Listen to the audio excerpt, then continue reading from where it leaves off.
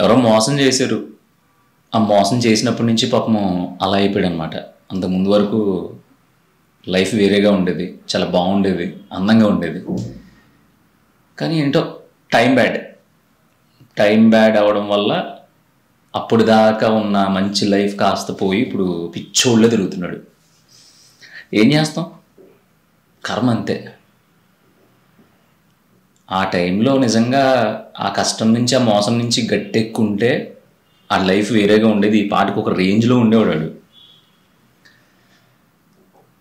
చాలామంది సైడ్ నుంచి ఇలాంటి మాటలు వింటూ ఉంటావు కదా. అప్పుడు దాకా బాగున్న నీ లైఫ్ ఏదో ఒక మోసం జరిగిన తర్వాత, లేదంటే ఏ లవ్ ఫెయిల్యూర్ వల్ల, లేదంటే ఏ రాంగ్ రిలేషన్ వల్ల, లేదంటే చుట్టాల వల్ల, లేదంటే ఇంకొకటి వల్ల ఎవడో ఒకటి వల్ల మంచి స్వింగ్లో వెళ్తున్న నువ్వు, సూపర్ హ్యాపీగా ఉన్న నువ్వు టక్కమని అలా ఆ గ్రాఫ్ కింద పడిపోయి వెళ్ళిపోతావు ఎక్కడో కిందకి. సరే, ఎందుకు వెళ్ళిపోయో ఆ రోజు జరిగిపోయింది. ఇదంతా ఒక రోజులో జరుగుద్ది కదా. అప్పుడు దాకా హ్యాపీగా ఉన్నావు, రిలేషన్లో ఉన్నావు, లేదంటే మంచి ఫ్రెండ్షిప్లో ఉన్నావు, లేదంటే మంచి నమ్మకంలో ఉన్నావు. కట్ చేస్తే ఆల్ ఆఫ్ సడన్ ఒక రోజు, ఒక గంట, ఒక క్షణంలో టక్కుమని అదంతా మోసం తెలిసింది నీకు. సరే, తెలుసుకున్నావు, అంత క్లియర్గా ఉంది నీ సైడ్ నుంచి, ఏమీ నువ్వెవరి దగ్గర దొబ్బేలేదు, తినేయలేదు. మరి అక్కడి నుంచి ఆ పడ్డం కిందకి వెళ్ళావు కదా. ఆ కిందే ఉండిపోయి ఇంకా అలాగా ఆ వానపాములాగా, లేదంటే నత్తలాగా ఆ బాధపడిపోతే అలా కిందే దేక్కుంటూ వెళ్ళడం ఎందుకు? నా క్వశ్చన్ ఇది. ఒకసారి ఆలోచించు. సరే, నీ సైడ్ నుంచి క్లారిటీగా ఉంది, జరిగిపోయింది డ్యామేజ్, నువ్వు మోసపోయావు, ఎదవ్వ అయిపోయావు. బూతుల్లో చెప్పకూడదు కానీ మంచి బూత్ ఉంది, కానీ ఓకే, ఎర్రి పప్పవు అయిపోయావు. నిజంగా అద్దంలో చూసుకుని నీ మీద నీకే ఉమ్మూసుకోవాలనిపించింది.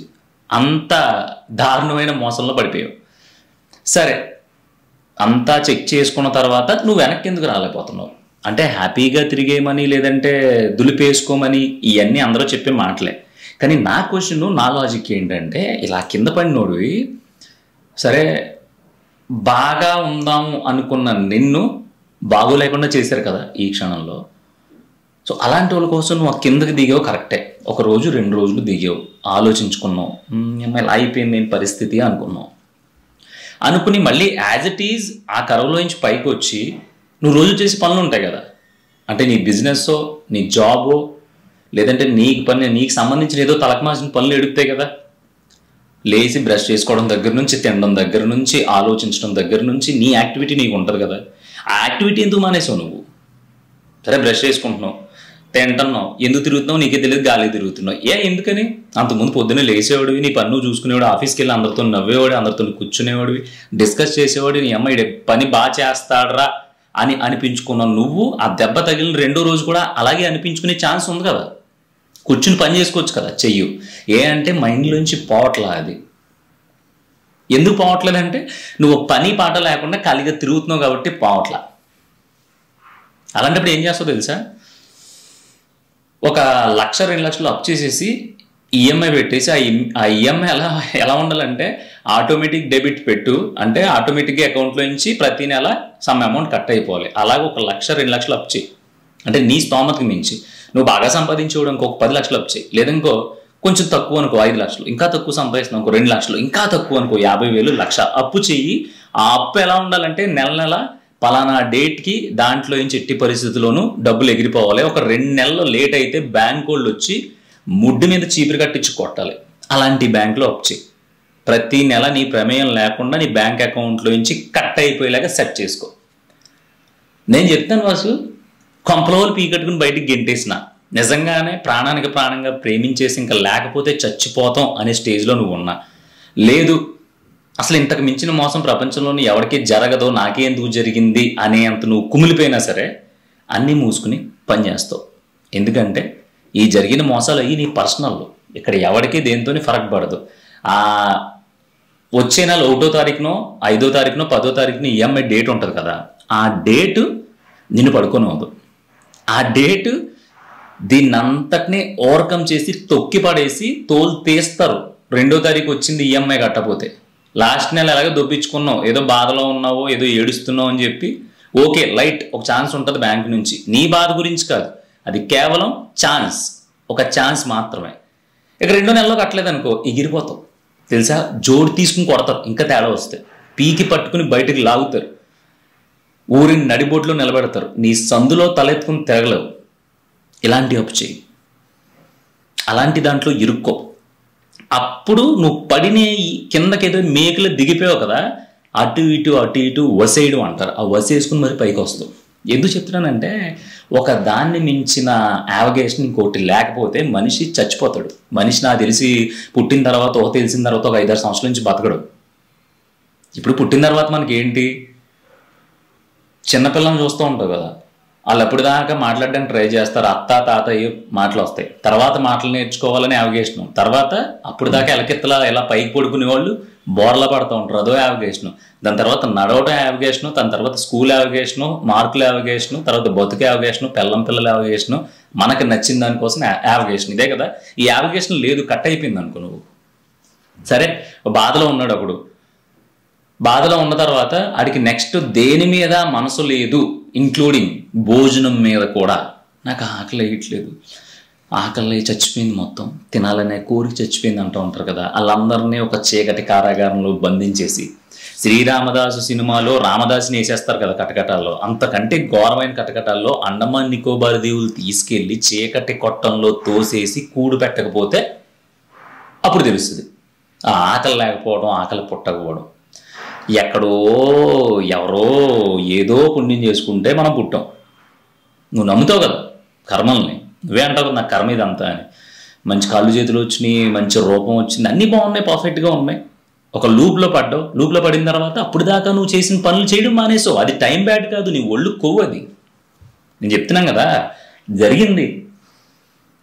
జరిగిన తర్వాత జీవితం నాశనం అయిపోయిందిరా అని చెప్పుకునే ఛాన్స్ 10 మందికి నువ్వు ఇచ్చావు. అప్పుడు దాకా బాగానే ఉండేవాడు రా, పలానా పెట్టుబడి పెట్టాడు పోయింది, ఇంకా అప్పటి నుంచి పాపం బాగా నలిగిపోయాడు అంటే, అమ్మ ఆలోచించింది నువ్వు, పెట్టుబడి పెట్టింది నువ్వు, లాస్ అయ్యింది నువ్వు, నీ నిర్ణయం అది, నీ డెసిషను, నీ ఇష్టంతో పెట్టు, పోయింది. సరే, పోయిన తర్వాత రోజు నుంచి కూడా ఏదో ఒక పని సేమ్ లెంత్లో సేమ్ స్పీడ్తో చెయ్యి. అప్పుడు అంటారు కదా, పోగొట్టాడు రా అసలు, ఇంకా అసలు లెగడేమో అనుకున్నాం. అలాంటిది తెల్లారి పొద్దున్నప్పటికీ అప్పుడే పనిలోకి వెళ్ళిపోయాడు. బాగుంది కదా. అంటే ఆడితో అనిపించుకోవాలని కాదు, అసలు నువ్వెందుకు అక్కడ ఉండిపోవాలనేది నా డౌట్. సరే, వదిలి దొబ్బేసాడు, లేకు పని చేసుకో, 4 రూపాయలు వస్తాయి, ఇంటికాడ కూర్చో, మళ్ళీ పని చేసుకో. అంతేగాని నువ్వు సోకులు చూసేసుకుని అద్దంలో మెరిచిపోమని చెప్పట్లా. నీ పని నువ్వు చెయ్యి. ఆ పని చేస్తా బాధపడతావా, కూర్చుని ఏడుస్తావు, నీ ఇష్టం. కానీ నీ ధర్మం ఏదైతే ఉందో చెయ్యాలి కదా. ఇప్పుడు అర్జునుడు, నేను కృష్ణ నా వల్ల అవదు, ఆ పక్కనేమో చిన్నాన్న మామయ్య పినతండ్రులు అందరూ ఉన్నారు, నేను యుద్ధం ఎలా చేయను, నా సొంత వాళ్ళ మీద నన్ను యుద్ధం చేయమంటున్నావు. అసలు ఇది ఎక్కడ ధర్మం, ఇది ఎక్కడ న్యాయం, అసలు ఇది ఉందా అసలు ప్రపంచంలో? నువ్వు అసలు దేవుడివేనా, నిన్నేమో తోపు అని చెప్పి నిన్ను సెలెక్ట్ చేసుకున్నాను నా సైడ్న అని చెప్పి అర్జునుడు కృష్ణుడు అంటే, కృష్ణుడు అన్నాడంట, ఒక తెంగరోడా ఇదంతా కాదు, ఎవడు ఏ పని చేయాలో ఆ పని ఆ టైంకి చెయ్యాలి, అదే ధర్మం. ఎవడైతే పని కర్మ చేయటం మానేస్తాడో ఆడంత ఇది ప్రపంచంలో ఇంకా ఆడు చేసినంత పాపం ఇంకోటి ఈ ప్రపంచంలో ఏది ఉండదు. కర్మ చెయ్యనోడు దేనికి అర్హుడు కాదు, అసలు దేనికి పని చేయడాడు. మరి అంత గొప్ప గొప్ప మనుషులు, గొప్ప గొప్ప దేవుళ్ళు, వాళ్ళు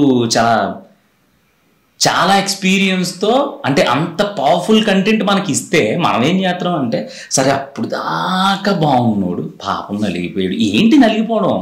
సరే అప్పుల పాలైపోయావు. కొంతమంది తాగేసి అప్పుల పాలైపోతారు, కొంతమంది ఏదో మంచి పని చేద్దాం బాగా సంపాదించుకుందాం అని కసితో ఏదో పెట్టుబడి పెట్టి పోతారు, కొంతమంది తెలిసి తెలియక ఎవరినో నమ్మాడు చేతులు డబ్బులు పెట్టిపోతారు, 1,00,000 ఉంటాయి అబ్బా నలిగిపోవడానికి. సరే నలిగిపోయి అక్కడే ఉండిపోతావు, నువ్వేమన్నా పేపర్ మొక్కవా? నలిగిపోయిన తర్వాత మళ్ళీ కొత్త పేపర్ ఎలా అవుద్దని చెప్పడానికి, లేదంటే గాజు గ్లాసు అంటారు కదా, హృదయం ఒక్కసారి మొక్కలైతే అది గాజు లాంటిది, మళ్ళీ అతుక్కోదు, అతుక్కున్నా సరే అతుకుల కిందే కనిపిస్తుంది. ఇలా తొక్కలో డైలాగులు అన్నీ స్టేటస్లో చూడడానికి బాగుంటాయి, కానీ జీవితంలో చాలా వర్స్ట్గా ఉంటాయి చెప్తున్నా. అంతే కదా, పేపర్లలో చుట్టేసి పాడేసావు, అది మళ్ళీ మామూలు పేపర్ అవ్వదు. అది వస్తువు, దానికి ప్రాణమా బొక్క?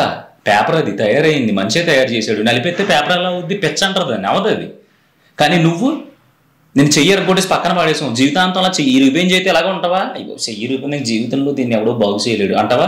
మూసుకుని సిమెంట్ కట్టి వేయించుకుని సరి చేసుకుని కొంచెం కోస్తో కాస్తో అవ్వుకున్నా ఆ చేతితో పని చేసుకుంటావు కదా. జీవితం అంతే, ఎవడో సన్నాసి ఏదో సన్నాసి చేతిలో పడ్డావు, అయిపోయిన పంచాయతీ అయిపోయింది, లేచి పని చేసుకోవడానికి ఏం రోగం నాకు తెలియక అడుగుతాను.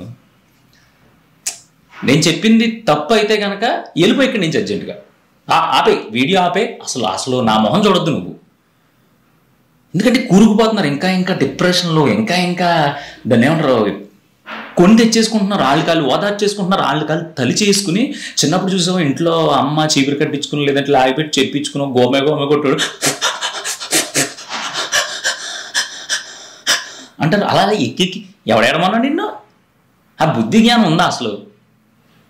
అది ఎప్పుడు ఎవడు దొరుకుతాడా, ఎవరిని వాడుకు దొబ్బుదామా అని చూస్తున్నారు. అది మగోళ్ళు కావచ్చు, ఆడవాళ్ళు కావచ్చు.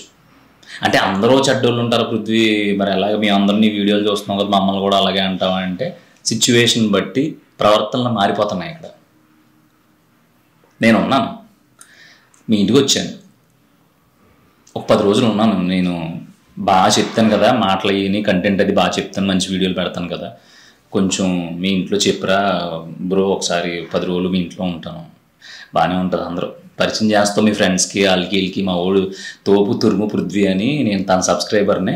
అసలు మా ఇంటికి రావడం అంటే మామూలుగా కాదు, అసలు చాలా హ్యాపీగా ఉందని 10 రోజులు అయిన తర్వాత మళ్ళీ అంటాను, ఒక నెల ఉంటాను, బాగుంది మీ ఇంటి వాతావరణం, ప్రకృతి, పెరట్లో మందార చెట్టు బాగుంది, లొకేషన్ మొత్తం. సరే దాందే ఉందిలే పర్లేదు అంటావు కొంచెం మొహమాటంగా. అప్పుడు దాకా అందరూ పరిచయం చేసావు, అందరితో తిప్పుకున్నావు, కానీ నీ పనికి ఏదో నువ్వు వెళ్ళినప్పుడు నేను వస్తాను నాకు బ్రో, తినేసి కాసేపు రిలాక్స్ అవ్వ, నేను వెళ్ళొచ్చేస్తాను అంటావు మొహమాటంగా. మళ్ళీ అడిగాను లేదులేని బ్రో, కొంచెం వేరే పని ఉంది, వేరే వాళ్ళని ఎక్కించుకుని వెళ్ళాలి అని చెప్పి అవాయిడ్ చేస్తావు. నెల అయిపోయిన తర్వాత ఈ ఇయర్ అంతా ఉందాం అనుకుంటున్నాను బ్రో, కొంచెం మనసు ప్రశాంతంగా ఉంది, మీ ఇంటి దగ్గర ఉంటే అన్న ఇంకేముంటో తెలుసు, నువ్వు వెళ్ళిపోమాను. తర్వాత రోజు నుంచి నేను ఏదో మీ ఇంట్లో ఉంటాను, ముద్ద తింటాను, నీ పని నువ్వు చూసుకుంటావు, మీ అమ్మగారి పని మీ అమ్మగారు చూసుకుంటారు, మీ నాన్నగారి పని మీ నాన్నగారు చూసుకుంటారు, తర్వాత మీ అమ్మ నాన్న కలిపి నేను ఇంట్లో పెట్టి మానిపోగు పెట్టేస్తారు.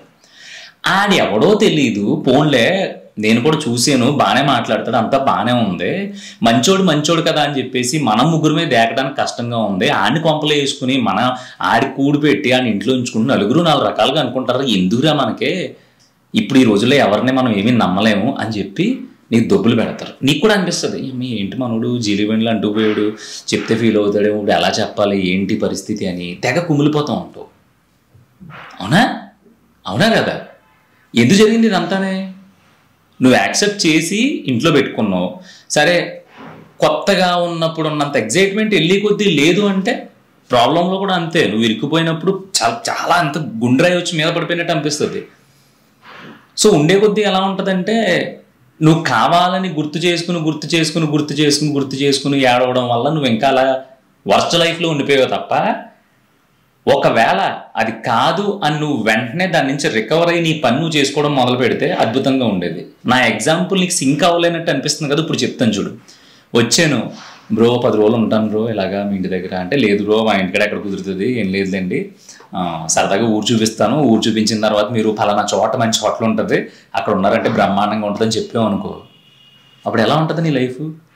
నన్ను మొయ్యక్కర్లేదు, నన్ను ఇంట్లో తెచ్చి పెట్టుకోక్కర్లేదు, మీ ఇంట్లో దొబ్బులు తినక్కర్లేదు, తర్వాత నువ్వు నన్ను ఎలా పొమ్మనాలరా బాబు ఏంటి అని ఆలోచించక్కర్లేదు. ప్రాబ్లం కూడా అలాంటిది, వచ్చింది పడింది కిందకి తోసేసింది, వెళ్ళిపోయావు కిందకి, పైకి వచ్చిన తర్వాత నీ పని నువ్వు చూసుకుంటా నీ దారి నువ్వు వెళ్ళిపోయావు అనుకో, చాలా హ్యాపీగా ఉంటుంది. అదే ఎగ్జాంపుల్ ఇంకా ఈజీగా నాకు తెలిసి, నాకే కొంచెం కన్ఫ్యూజన్గా ఉంది కాబట్టి ఇంకా క్లియర్గా చెప్తా. తెచ్చుకున్నావు, ఇంట్లో పెట్టుకున్నావు, నన్ను ఓ 10 రోజులు చూసావు, తర్వాత నెల ఉంటానన్నాను, ఓకే అన్నట్టు మొహమాటంగా చూసావు, తర్వాత ఇంకొన్ని రోజులు ఉంటాననేటప్పటికి మీ ఇంట్లో వాళ్ళందరూ నన్ను వదిలేసి ఎవరి పనులు చేసుకుంటూ ఉంటారు. అంటే నేను పొరపాటున ఏమన్నా అడుగుతానేమో అని చెప్పి నా కంట కూడా పడరు. నేను అలా పక్కకు వస్తున్నాను అనేటప్పటికి ఏదో పని ఉందా అమ్మ వెళ్తానని నువ్వు మీ అమ్మ నాన్న ఎవరి పనుల్లో మునిగిపోతూ ఉంటారు. కొన్ని రోజులు నాకే సిగ్గేస్తుంది, మీ అమ్మ ఏంటి మనోడు ఫ్యాన్ అన్నాడు, చాలా బిగ్ ఫ్యాన్, మీ వాయిస్కి మీ మాటలకి నా లైఫ్ మారిపోయింది అన్నాడు, ఇలా అయిపోయింది ఏంట్రా అని నాకు స్టార్ట్ అయిపోద్ది బాధ.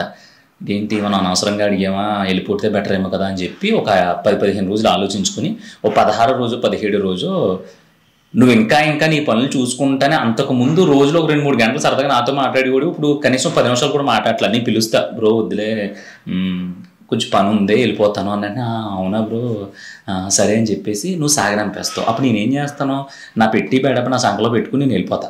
అర్థమైంది కదా? సో ప్రాబ్లం కూడా నువ్వు ఎప్పుడైతే ఆ ఫస్ట్లో గట్టిగా చాలా సాలిడ్గా నన్ను బిగ్ ఫ్యాన్ అని చెప్పేసి ఎగ్జైట్ అయిపోయావు. తర్వాత ఏమైంది, నేను ఇంకా అక్కడే ఉండేసరికి నువ్వు అవాయిడ్ చేసేసి ఈడేంటర్ బాబు జీలిగి వెంటలో పట్టుకున్నాడు నీ పని నువ్వు చేసుకోవడం మొదలుపెట్టి ఇంటికి ఎప్పుడు 2 గంటల ముందు వచ్చేవాడు, గంట లేట్గా వస్తున్నావు, మళ్ళీ ఇంటి దగ్గర కూర్చొని ఏదో ఒప్పరసోది చెప్పాలి, మళ్ళీ ఇంకొని ఎలా ఉంటాడని చెప్పి మొహాటోడు బయటే ఉండి నీ పని నువ్వు చూసుకుంటున్నావు. వదిలించుకున్నావు నన్ను మొత్తం మీద. ప్రాబ్లం కూడా అలాగే వదిలించుకోమంటున్నా. నేను నీ ఇంట్లో ప్రాబ్లం, నన్ను వదిలించుకోవడానికి నీ దగ్గర ఆప్షన్ లేదు, మొహాట పడుతున్నావు, నీకు ఎలా చెప్పాలో తెలియక అక్కడక్కడ తిరిగేవాడు. సో నాకు అర్థమైంది ఈ అమ్మాయి వీళ్ళందరూ మరి చిరాగ్గా చూస్తున్నారు, మనల్ని ఎవడో పట్టించుకోవట్లేదు, అవసరమా పట్టించుకొని చోట నేను దొబ్బేసా. ప్రాబ్లం కూడా అలాగే దొబ్బేస్తుంది. ఏదో జరిగిపోయిందని చెప్పి అక్కడే కూర్చున్నావు అనుకో, అది అక్కడక్కడే తిరుగుతూ ఉంటుంది. నువ్వు దాంతో ఎంటర్టైన్ అవుతున్నావు అంటే ఏడుస్తున్నావు, ఏడిపోయి ఎంటర్టైన్మెంట్ నీకు ప్రాబ్లంలో ఉన్నప్పుడు అది అక్కడే ఉంటుంది, వెళ్దావు. అలా కాకుండా నువ్వే వెళ్ళిపోయావు అనుకో అక్కడి నుంచి, ఏదో పని అప్పుడు డబ్బులు అవేషన్ పెట్టేసుకో. ఈ పని చేస్తే 500 వస్తుంది, ఈ పని చేస్తే 1000 వస్తుంది, ఈడితో వెళ్తే 10 రూపాయలు కలిసి వస్తుంది, ఈడితో వెళ్తే కాసేపు రిలాక్స్ అవ్వచ్చు, ఇలా పనులు పురమాయిం చేసుకున్నావు అనుకో ఆ ప్రాబ్లంకి చిరాకు దొబ్బుద్ది. ఈ ఏదో మరి సిగ్గులేనట్టు ఉంది, అసలు మినిమం దాకట్లేదు మనల్ని, ఎందుకులే కొంచెం వీక్గా ఉండడం చూసుకుందామని దొబ్బేస్తుంది. అందుకని అప్పుడు దాకా బాగున్నాడు లైఫ్ పాపం నలిగిపోయాక పోయింది అనే మాట మాత్రం అనిపించుకో గురు. లైఫ్ చాలా చాలా చాలా చిన్నది, ఇది అందరూ చెప్పి మాట. దాంట్లో నువ్వు ఇలా బొక్కల్లో ఇరుక్కుపోయి బయటికి రాకుండా అసలు ఏం సాధిద్దామని, ఎవరి టైము దాన్ని ఏమంటారో, ఒక దాంట్లో ఇరుక్కుపోవడంలో ఎవరి లైఫ్ పోదు, అంతే కదా. ఒక కిరాణా కొట్టు పెట్టావు, లాస్ వచ్చేసి ఒక 5-6 లక్షలు పోయినాయి నీకు. ఇంకా 5-6 లక్షలు పోయినాయి అని చెప్పేసి నీకు మిగతా వచ్చిన పనులు అంటే ఎవరి దగ్గరకు ఉద్యోగానికి వెళ్తే ఒక 20,000 రూపాయలు వస్తాయని ఎవడన్నా పిలిచినా మనసు బాగాలేదు కదా నేను రాను, కొన్ని రోజులు గ్యాప్ తీసుకుందాం అనుకుంటున్నాను అన్నావు అనుకో, నీ అంత ఏదో ప్రపంచంలో ఉండడు. నువ్వేమన్నా అనుకో వెళ్ళిపోవాలి, నెక్స్ట్ డే వెళ్ళిపోతే 6 లక్షల్లో ఈ నెల జీతం తెచ్చుకుంటే ఒక 20,000 తగ్గి 5,80,000 కదా నీ క్లాసు. అలా ఒక సంవత్సరం చేసుకుంటే 10 రెళ్ళు 20, 11 రెళ్ళు 22, 12 రెళ్ళు 24, అంటే 6 లక్షల్లోంచి 24,000 కనీసం బడ్డీని తగ్గింది కదా. బడ్డీని తగ్గడం మాట అటుంచితే అక్కడ కొత్త పరిచయాలు ఏర్పడితే కొత్త వాళ్ళతో మాట్లాడుతూ రూపాయి సంపాదించుకుంటూ ఈ పోయిన 6 లక్షలకి వడ్డీ అన్నా కట్టుకోగలుగుతావు కదా. ఇవన్నీ చెయ్యం మనం. మళ్ళీ 6 లక్షలకి వడ్డీ కట్టడానికి ఇంకోటి దగ్గర చేయబోతులు తీసుకుని ఆడి దగ్గర ఏమని అడుక్కుంటాం, పరిస్థితి బాగోలేదురా, ఇలా అయిపోయింది, లాస్ అయ్యాను బాగానే, ఇంకే పని మీదకి మనసు వెళ్ళట్లేదు, కొంచెం డబ్బులు ఏమన్నా ఉంటే సర్దవా అంటాడు. నీ ఫ్రెండ్ కాబట్టి ఈసారి సర్దుతాడు, ఇంకో ఫ్రెండ్ కాబట్టి సర్దుతాడు. వీళ్ళందరి దగ్గర కూడా తీసుకున్న తర్వాత తెల్లమొహం వేస్తావు నువ్వు, అప్పుడు వాళ్ళు కూడా వదిలి దొబ్బేస్తారు. అప్పుడు మళ్ళీ ఇంకో బాధ, అయిన వాళ్ళందరూ అవసరానికి ఉపయోగపడరు అనే స్టేటస్ ఓడి పెడతావు. మళ్ళీ దరిద్రాలు, మళ్ళీ ఏడుపు, మళ్ళీ అక్కడే ఉంటావు. అందుకని అక్కడ ఉండకు. ఏం జరిగినా ఎంత ప్రళయం వచ్చి మీద పడిపోయి నీకు ఎన్ని బాధలు వచ్చినా నెక్స్ట్ డే నువ్వు పనికి వెళ్ళిపో. ఈ వీడియో కాన్సెప్ట్ అది. ఖాళీగా ఉండొద్దు, ఈ వీడియో కాన్సెప్ట్ అది. ఎక్కడా గ్యాప్లో ఉండొద్దు, ఈ వీడియో కాన్సెప్ట్ అది. ఒక టైం తీసుకోవాలి, స్పేస్ తీసుకోవాలి అంటారు, అది అబద్ధం. సిచ్యువేషన్ బట్టి చెప్తున్నాను నేను. స్పేస్ తీసుకోవాల్సిన టైంలు ఉంటాయి. ఏంటి, ఒక ఎగ్జామ్ ప్రిపరేషన్కో, లేదంటే ఒక బిజినెస్ పెట్టడానికి ప్లానింగ్ తీసుకోవడానికో, లేదంటే ఒకటి చేద్దాం అనుకున్నప్పుడు ఒక నిర్ణయం తీసుకోవడానికో టైం తీసుకోవాలి తప్ప ఒక వరస్ట్ థింగ్ జరిగిపోయినప్పుడు, ఒక చెడు జరిగినప్పుడు మాత్రం ఇప్పుడు గ్యాప్ తీసుకోకూడదు. ఎందుకంటే గ్యాప్ తీసుకున్నప్పుడు ఖాళీగా ఉంటే పదే అదే గుర్తు వస్తుంది. ఇది అవునో కదా కామెంట్ చేసి కోపం వచ్చేతను మాట్లాడుతూ ఉంటే అసలు ఖాళీగా ఉండదు బాసు, ఇంకెన్నని చెప్తాం, ఖాళీగా ఉండొద్దు అంతే. ఇంకెవడు బాగుపడ్డాడు ఖాళీగా ఉన్నాడు ఏంటి అర్థం అట్లేదు.